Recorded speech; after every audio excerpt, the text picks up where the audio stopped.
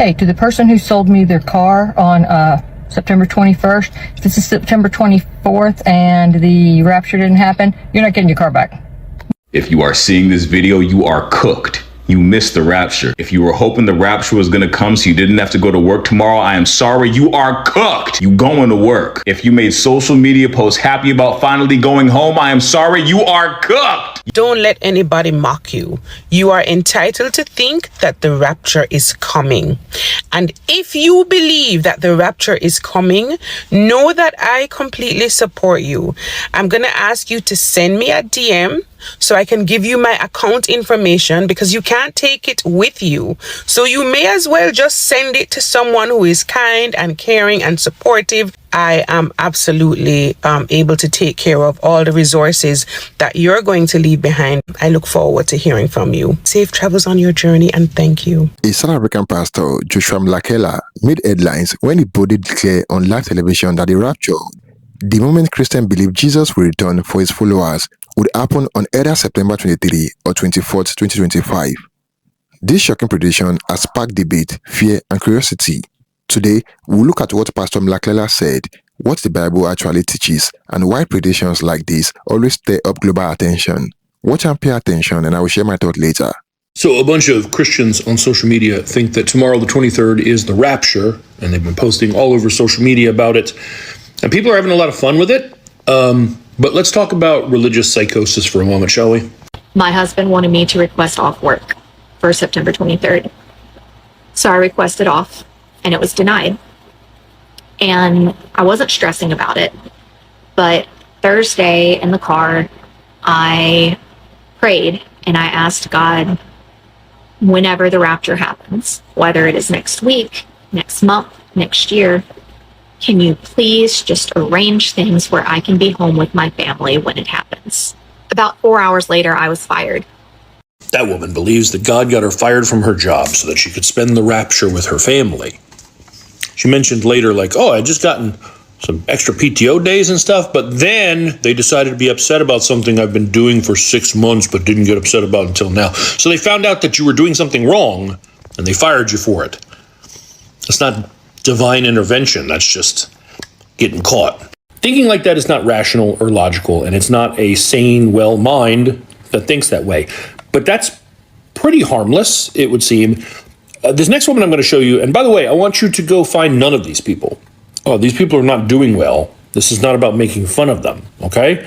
But this woman, I mean, she is really struggling with this. Okay, I'm literally about to crash out. Are we not scared? Come on. To think that if the rapture is happening, if the rapture is going to happen in a few days when they say it's going to happen, that means I only have a few days left with my kids. She said it herself. She's crashing out. She's having a full-on meltdown about losing her babies because of the rapture. That's her being inconsolable, just being a blubbering mess. That's not good. That's not a sign of a sound mind. That's someone who needs help. And later, when people were telling her that's religious psychosis, she just went into, oh no, it's my faith, and see, in the Bible it says this and that. Here's the issue with something like this. Everyone's having a good time laughing at the people making videos. But this kind of psychosis, when there's a date and a time and an event, and you have people who are unwell, who are expecting something to happen, and then it doesn't because it won't, that is like a breeding ground for family annihilators, for example. Almost certainly someone is going to be like, what do you mean God didn't come get us? My children are supposed to be with God today. And then they take steps to make that happen. Be it a shotgun or a ball-peen hammer or making everybody pray in the garage while the car idles. This kind of stuff happens when we let people who are saying things that are clear signs of them needing mental help and just going, it's just their faith. It's just their belief. Leave them alone. They're harmless. They're harmless until they're not. And this shit should not be normalized. If you are seeing this video, you are cooked. You missed the rapture. If you were hoping the rapture was gonna come so you didn't have to go to work tomorrow, I am sorry, you are cooked. You going to work. If you made social media posts happy about finally going home, I am sorry, you are cooked. You are already home. If you gave away all your belongings and money, I am sorry, you are cooked. You're going to be homeless. Now, if you are not seeing this video, congratulations. You may have been assassinated or you have been raptured. But if you are seeing this video, I am sorry, you are cooked. Now, if you lead a good life, you can still get to heaven. For the next 70 years, I am sorry, you are cooked. If you believed a random South African man spoke to Jesus in his dream, I am sorry, you are cooked. You are scam likely call's favorite customers. If you quit your job because you are ready for the rapture, I am sorry, you are cooked. Nobody's hiring. You going to DoorDash. Now, if you didn't believe any of this was going to happen in the first place, congratulations, you are safe from having to make an apology video. Like for part 2. If you are still here, Earthside, with the rest of us heathens on September 24th, 2025, what then?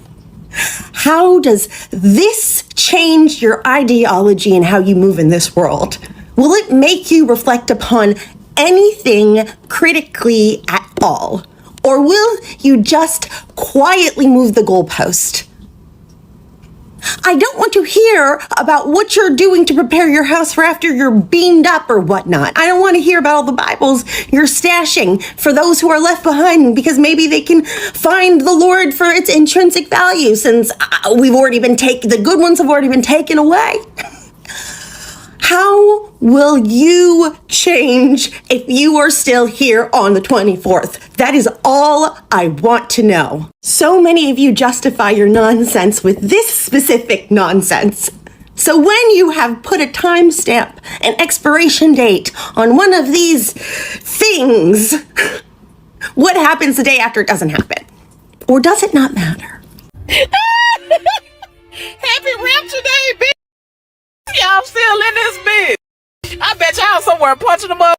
You thought you weren't going to work today, bitch, didn't you? Boy, y'all know y'all mother ain't me. I know y'all. I know it's somebody right there standing outside, butt booty and punching the air, mad as a motherfucker. Hell, y'all better off waiting on the goddamn aliens to come, bitch. Y'all, so like, I promise, I'm not laughing at, I'm not trying to disrespect anybody's beliefs or anything like that, but I'm driving Uber, right? And so I had no idea that the rapture was coming. And so I picked up this couple from church and they get in my car and, they're weeping. And I'm like, hey, hi, how you doing? Whatever, is everything okay? Because I saw like they were like, not like hysterically crying, but they were like emotional, right? And so I'm like, hey, is everything okay? They were like, yeah, the Lord is coming back. Jesus is coming back tomorrow. And I was like, wait, like tomorrow? They were like, yeah, I think it's like between the 23rd and the 24th. I was like, okay. Now, when I did go to church, I just assumed, this is just me, I thought it said it in, the day nor the hour when he coming back. It's been like 2,000 years since he left, and he's supposed to be coming back and stuff. So I don't know, it's not my lane. However, they got in the car and they were like weeping until they tell me this. And so we're talking and they're like, well, how are you? Is everything okay in your life? Like, we're trying to donate our money because we're not going to be here. The Lord is coming back and we're going to leave and there's still going to be people here on earth and things are going to change. So how are you doing? I said, I'm okay, but I could always, use some help. You know what I'm saying? I'm not going to turn down nothing. They were like, okay, well, we were praying and we were all in church and the pastor, he agreed that, the Lord is coming back. And I'm thinking to myself, like, did he agree that the Lord is coming back or did he agree that the Lord is coming back within the next 2 or 3 days? Regardless, they were like, we were just praying because we have all this money. We want to give it away. I'm here. I'm here for the coins. Give me the coins. I'm here. So they were like, we were in church and we prayed like, Lord, we're going to order this Uber and whoever our Uber driver is, we know that this person is going to need this money. So we want to go ahead and bless them with the money. You can. So look it. So they give me like this bundle. So it's like a bundle full of cash. Now keep in mind, in this bundle, there's even coins in it because it was like in this like cup thingy or whatever. So there's even like euros and I see some Canadian money in here. So there's dollars, there's hundreds, there's 20s, there's fives. Like there's all the denominations inside of this. So I have yet to count it up. So I'm going to count it up and come back. Hold on. Okay, so I counted the money. It turned out to be $1,915 and some change. I didn't count all the change. It was probably more. So $1,915. So that's what they gave me in person. So they were like crying and they were like, we just want to bless you. We prayed and we asked the Lord that the Uber driver that we got, that they would actually need this and we would bless them because it's about to get really, really tough after Jesus comes back. Now, I don't know too much about the rapture. I mean, I learned about it, but I don't really remember. I think that if you have the Lord in your life, then you you're going to be caught up to meet him. So you're going to leave and like your clothes are going to just, we're going to go in. I guess people like me are going to go into the house and find the people that left, like find their clothes or something like that. So I don't know how it goes, but because there's some people, what if they accepted the Lord, but then they don't live right? But I don't know how it goes. I don't know the details of the fine print of it, right? But what I do know is that these people gave me $1,900 today. And so when I dropped them off, they lived in a nice neighborhood. I'd be driving in a nice neighborhood, y'all, and I'd be getting a good passengers. So they lived in a nice neighborhood until they were like, you know what? What's your Cash App? Give us your Zelle. Give us your Venmo. Give us your this. And I was like, okay, I have all of those except Apple Pay. So don't do the Apple Pay. But I do take Cash App. I do take Zelle. I do take Venmo. And I do take cash. So thank y'all for this. They were like, yeah, we want to get together and we're having a prayer meeting tonight and we're going to just put all our money together. We're going to give away houses. We're going to give away cars. We're giving away different things. We're just giving everything away because we won't be here. We're leaving this earth. This earth is temporary. So we want to give away all this stuff and let this be a sign to you that Jesus is real and he's coming back within the next couple of days. I was like, oh, wow. I really thank y'all and I appreciate y'all for this generous donation. It really came in handy. And I will accept any more donations that y'all want to give me. Why are people filling up their cars with gas, buying canned goods and toilet tissue if the rapture is coming? It's not a hurricane. This is not a hurricane. It's a rapture. Why do you need gas? Do you think God wants you to drive to heaven? No, you're not going to be driving to heaven. You don't need gas. And why do you need toilet tissue? Taking a shit is going to be the last thing on your mind. And canned goods, you don't need that tuna. Okay, I'm sure the food in heaven tastes really good. I'm sure God has a buffet for us. Okay, whatever you want, I'm sure he got in heaven. Chill, relax. And you know what? As a millennial, ever since I was a kid, like, people always make a big deal about stuff like this. I remember 99, it was the same thing. Everybody was buying gas. Why? The world is about to end. Why do you need gas? Okay, 2012, it was the same thing. People buying gas and toilet tissue and canned goods. You don't need that. The world is going to end, but it probably won't end. It's not going to end, okay? It's not going to end. Good morning. I am reporting live. It is 7 a.m., September the 23rd, here in Asheville, North Carolina, and I wanted to show you guys something. Check this out. I have been up since about 6 a.m. before sunrise. Actually, I think I woke up at 5 a.m. I've been watching, and I haven't seen anybody floating upwards. So maybe it hasn't happened yet, but don't worry. I'm sitting out on my deck, and I will report if I see anybody floating upwards. Take care and go about your days. So y'all have gotten caught up in the rapture of dumb. It is indeed September the 23rd and we are still here on Earth. I've just been informed that the rapture has been rescheduled for either tomorrow or Thursday.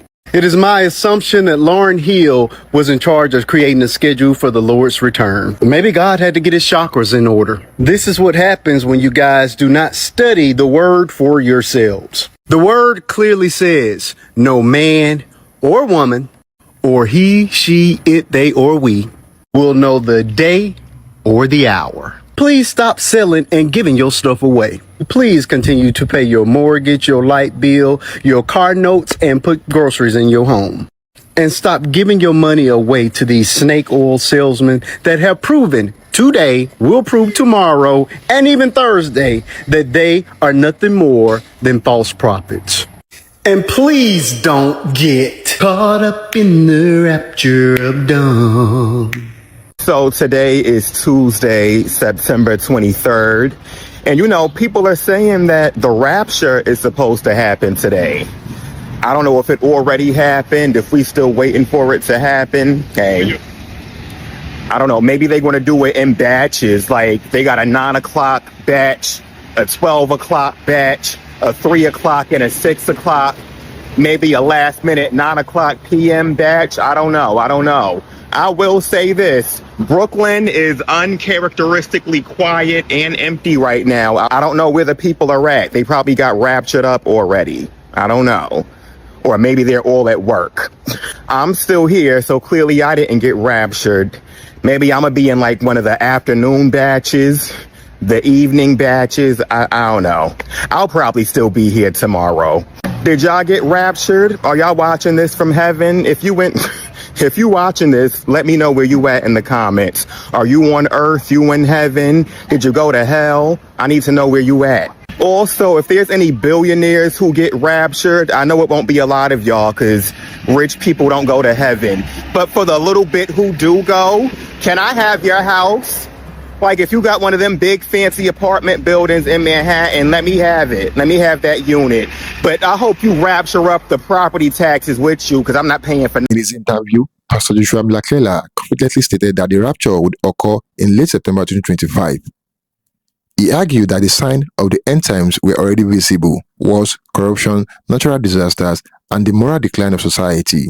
According to him, this matches biblical prophecies, making September 23-24 the chosen date.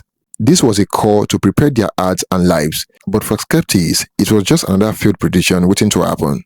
The rapture is often linked to passages like 1 Thessalonians 4:6-17, which says believers will be caught up in the clouds to meet the Lord in the air. But the Bible also gives a clear warning. In Matthew 24:36, Jesus says, "But about the day or hour no one knows, not even the angels in heaven, not the Son, but only the Father." That means every time someone sets a date, they are stepping into dangerous territory, claiming knowledge that scriptures says belongs only to God. So why would a pastor like Mhlakela risk his credibility by naming a date? 1.